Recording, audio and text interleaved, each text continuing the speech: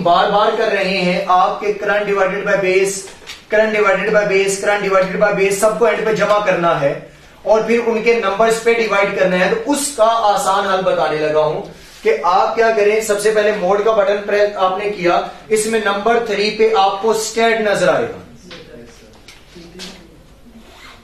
नजर आया state, number 3 press कर देंगे बटन में और नंबर 1 पे आपको नजर आएगा 1 वेरिएबल, प्रेस करें 1। इसमें आपको एक एक्स का कॉलम नजर आ रहा है। अब इस एक्स के कॉलम में आप क्या करेंगे, 210 लिखें, नीचे लिखें 210 डिवाइडेड बाय 190 इज इक्वल करें, 210 डिवाइडेड बाय 190 इज इक्वल करेंगे तो एक वैल्यू आएगी जो कि ये वाली है। हाँ, किस चीज को, वो उधर से एसी से करते हैं, डेल से करते हैं, डेल करेंगे तो वो वापस चला जाएगा। ये 110 वाली आपको उसके पहले नंबर पे लिखी नजर आ गई। फिर नेक्स्ट दोबारा क्या लिखेंगे, 205 डिवाइडेड बाय 183 इज इक्वल करेंगे तो आपको ये वैल्यू लिखी हुई नजर आ जाएगी उसी बॉक्स के अंदर। आइए, इसके बाद ये जो राउंड ऑफ का फिगर लिया था वो अब इसमें नहीं होगा, उसमें एग्जैक्ट वैल्यूज आएंगी। फिर 284 डिवाइडेड बाय 220 इज इक्वल करेंगे तो आ गया। अब ये जो आपका आंसर ये आया है, यहां तक करने के बाद एसी का बटन प्रेस कर देंगे ऑन के साथ, बैठ जाइए आप लोग, ऑन के साथ एसी का बटन है वो प्रेस करेंगे। करने के बाद शिफ्ट 1, शिफ्ट 1, शिफ्ट इसके राइट कॉर्नर पे आपको ऊपर नजर आएगा शिफ्ट 1, शिफ्ट 1 प्रेस करेंगे तो नंबर 4 पे आपको वेरिएंस लिखा हुआ नजर आएगा, वो प्रेस करें।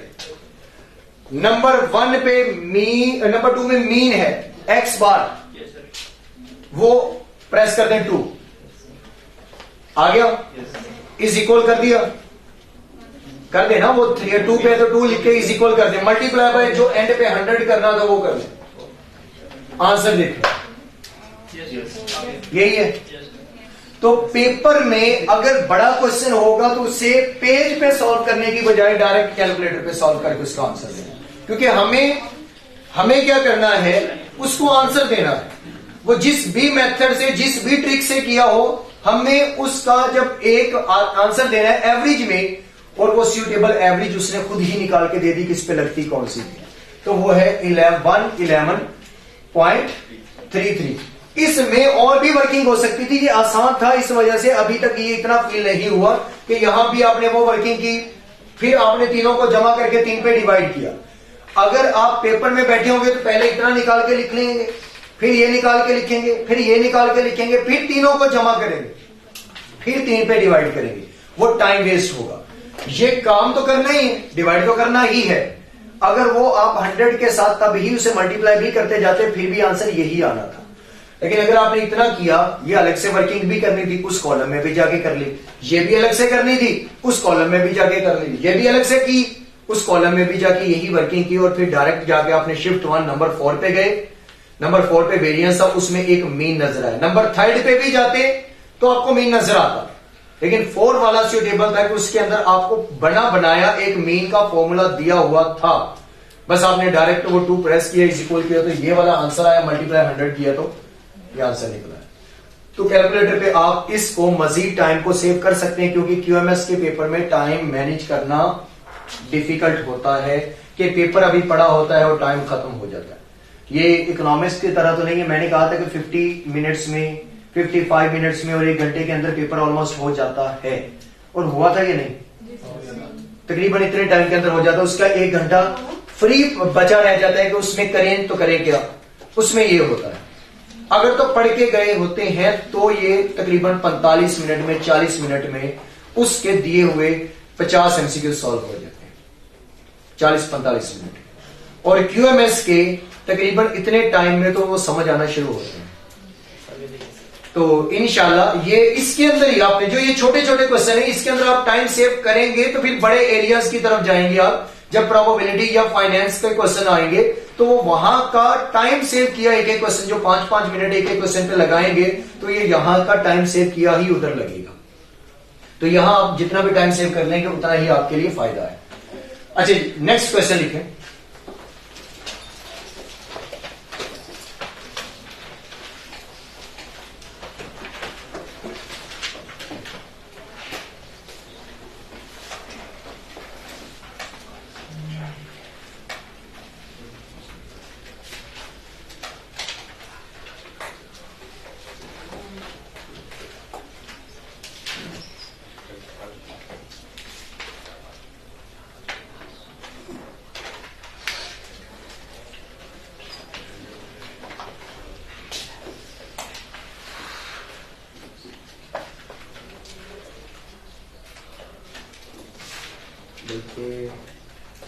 नेक्स्ट क्वेश्चन की बजाय नेक्स्ट केस ही करते हैं इसका solve.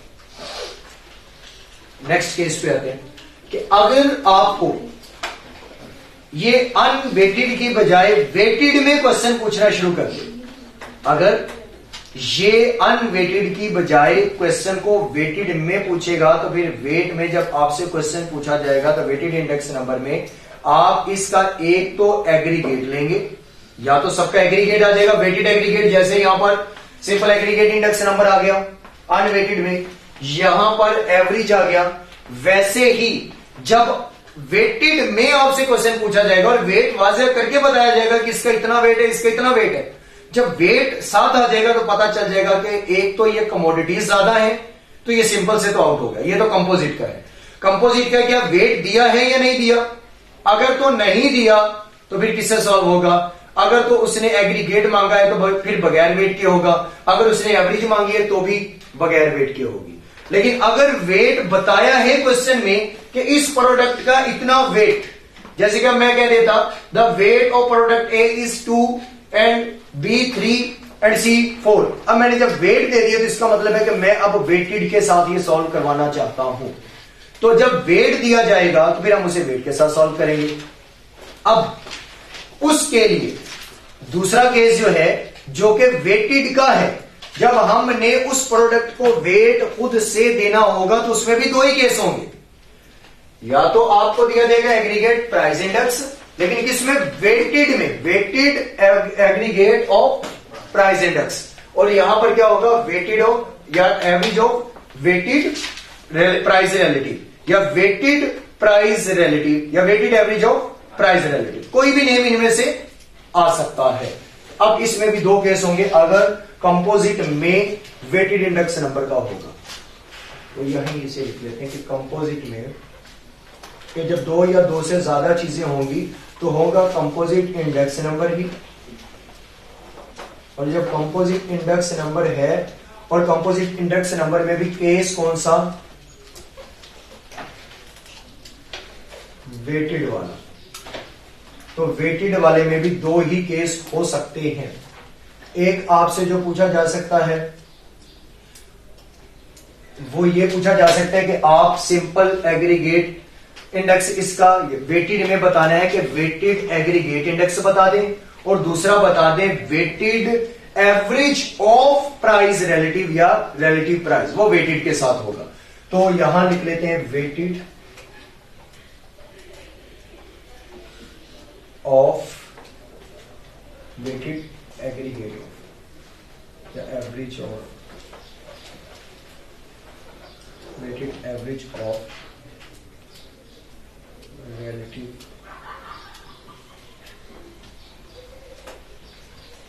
Price. Weighted average of relative price, यहां पर average of relative price unweighted में था, यहां पर क्या है? वेटेड में है। और ये कैसे आइडेंटिफाई करेंगे? क्वेश्चन के अंदर या तो वर्ड वेटेड मेंशन होगा या वेट दिए गए होंगे। जब वेट दे दिए गए होंगे फिर वो इस चीज को लिखना जरूरी समझे या ना समझे, इसका मतलब यही है कि आपने इसे किससे सॉल्व करना है? वेटेड से, क्योंकि वेट उसने आपको जो दिखा दिए हैं वो बेसिकली यही पूछना चाह रहा है। अगर वेट नहीं दिए तो फिर ये चीज भी मेंशन नहीं होगी, लेकिन अगर क्वेश्चन के अंदर वेट होंगे तो वेट के साथ ये वर्ड लगाए या ना लगाए, इसका मतलब है कि आपने इसे वेटेड के साथ ही सॉल्व करना है। इसका फॉर्मूला होगा summation weighted index divided by summation weight multiply by 100। सबसे पहले इंडेक्स निकालेंगे, जो भी इंडेक्स होगा, यानी कि इन दोनों का अभी तक इंडेक्स हमने निकाले थे अलग अलग, ये ए का निकला हुआ है, ये बी का, ये सी का, हर प्रोडक्ट का अलग अलग इंडेक्स निकलेगा। उस इंडेक्स को उसके दिए गए वेट के साथ, जैसे मैंने अभी बोला था 2 3 4, फिर ये 2 से मल्टीप्लाई होता, ये 3 से होता, ये 4 से होता, होने के बाद जो इनका आंसर होते उनको क्या कर लेते? जमा कर लेते, डिवाइडेड बाय जितने वेट दिए, जैसे 2 + 3 + 4, यानी कि ये हमारे पास बनना था 9, फिर हम 9 से इसे डिवाइड करवा के मल्टीप्लाई 100 करते तो इसका आंसर आना। तो ये इसका फॉर्मूला है। कलर चेंज कर लेते हैं, इसमें summation WI divided by summation multiply by. ये वेट कैसे होगा ये आपको ऑलरेडी क्वेश्चन के अंदर गिवन करके दिया गया होगा।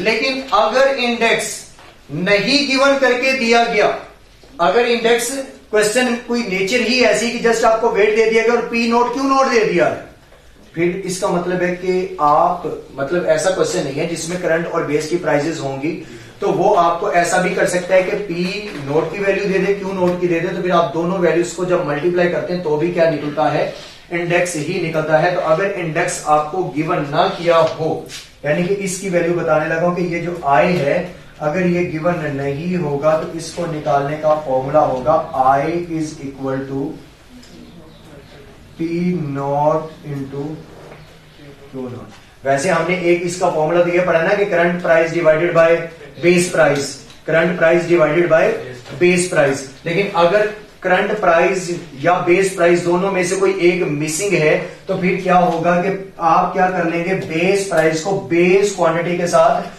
मल्टीप्लाई करेंगे तो क्या निकल आएगा, इंडेक्स निकलेगा। ये आई की वैल्यू होगी और क्यू की वैल्यू, सॉरी ये क्यू की वैल्यू अगर वेट नहीं बताया होगा तो ये डब्ल्यू की वैल्यू होगी।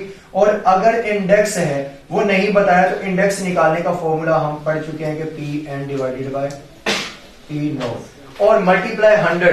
अगर यहां करना है तो फिर यहां नहीं करेंगे और अगर यहां कर दिया तो फिर यहां मल्टीप्लाई बाय 100 नहीं। अगर आपने इंडेक्स जैसे अभी हमने यहां मल्टीप्लाई 100 किया नहीं, जब नहीं किया तो फिर इस फॉर्मूला में इधर तो करेंगे क्योंकि इसे परसेंटेज में ले जाने के लिए 100 से मल्टीप्लाई करना पड़ेगा। लेकिन अगर हम यहां इंडेक्स निकालते हुए 100 से मल्टीप्लाई कर देते हैं तो फिर ये 100 नहीं आएगा। इसका क्वेश्चन अभी सॉल्व करेंगे। दूसरा केस है कि अगर आपको इसका वेटेड एग्रीगेट इंडेक्स निकालना हो, वेटेड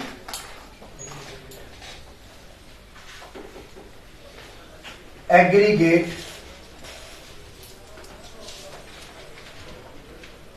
इंडेक्स निकालना, तो वेटेड एग्रीगेट इंडेक्स निकालने के लिए मजीद 3 हिस्सों में उसने तोड़ा है इसे।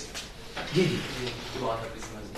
ये वाली, इसमें फॉर्मूला इसका है वेट इनटू इंडेक्स। डेटा तो अगर इस सिचुएशन से दिया गया कि वेट आपको बताया है तो फिर वही वेट लेंगे। लेकिन अगर वेट नहीं, कोई डेटा इस नेचर का बताया है कि जिससे वेट निकाला जा सकता है और लिखा कि ये वेटेड से सॉल्व करना है, तो फिर वो किस नेचर का होगा, उसके अंदर पी नॉट तो ऑलरेडी होगा, क्यू नॉट भी होगा। ये हिंट होगा उसके लिए कि P naught into Q not करेंगे तो वेट निकल आएगा। अगर नहीं दिया, अगर दिया है तो फिर जो आंसर निकाला जाएगा इंडेक्स का उसको उसके वेट से मल्टीप्लाई करेंगे।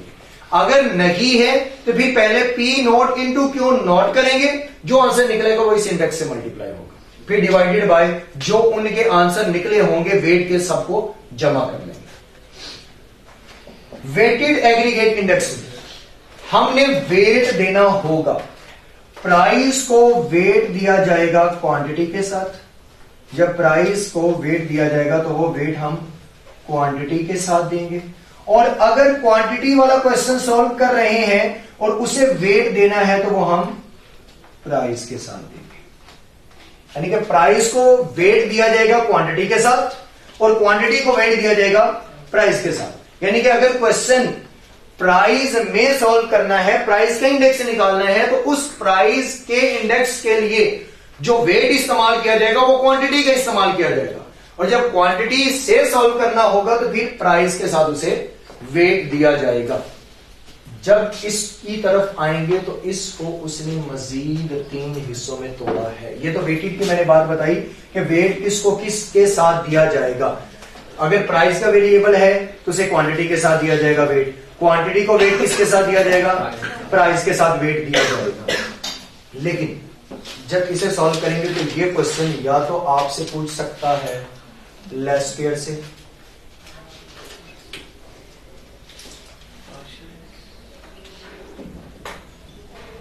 या ये पास्ट पेयर से पूछ सकता है,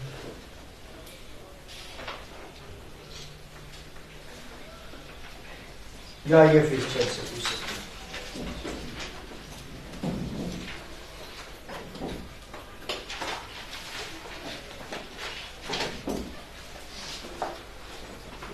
लेस पेयर इंडेक्स से पूछ सकता है, इंडेक्स से मुराद है फिर आगे ये प्राइस में भी हो सकता है और क्वांटिटी में।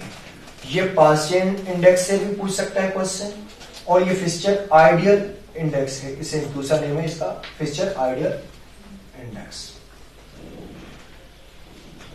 यानी कि इसे फिक्सचर इंडेक्स भी कह सकते हैं और आइडियल इंडेक्स भी कहते हैं।